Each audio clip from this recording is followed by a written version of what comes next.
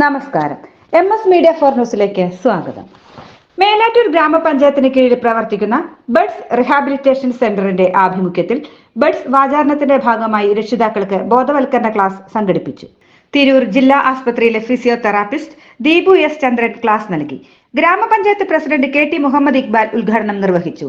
എന്തെല്ലാം സൗകര്യങ്ങൾ അവരെങ്ങനെ ശുശ്രൂഷിക്കണമെന്നും അവരോട് എങ്ങനെ പെരുമാറണമെന്നും ഒക്കെയുള്ള തരത്തിലൊരു ക്ലാസ് ആയിരിക്കും കിട്ടുക. ആ രീതിയിൽ അത് നിങ്ങൾക്ക് വളരെയധികം ഉപകാരപ്രദമാവും എന്നുള്ളതാണ് ഞാൻ മനസ്സിലാക്കുന്നത്. ആ ക്ലാസ് ഇത്തരം ക്ലാസ്സുകൾ കൊണ്ടുള്ള ഗുണം അതാണ്.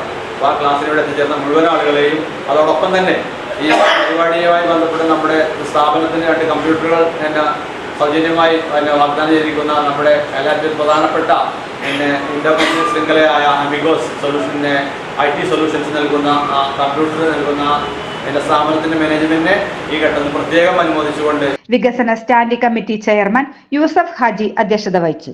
പഞ്ചായത്ത് അംഗങ്ങളായ VE Sasidharan, Hisham P, Manoj M, Velayudhan CP, ആസൂത്രണ committee vice chairman KK Siddique എന്നിവർ ആശംസകൾ അർപ്പിച്ച് സംസാരിച്ചു. മേലാറ്റൂരിലെ പ്രമുഖ കമ്പ്യൂട്ടർ സെയിൽസ് ആൻഡ് സർവീസ് സ്ഥാപനമായ അമിഗോസ് സംഭാവന നൽകിയ കമ്പ്യൂട്ടറുകൾ ഗ്രാമപഞ്ചായത്ത് പ്രസിഡന്റ് ഏറ്റുവാങ്ങി.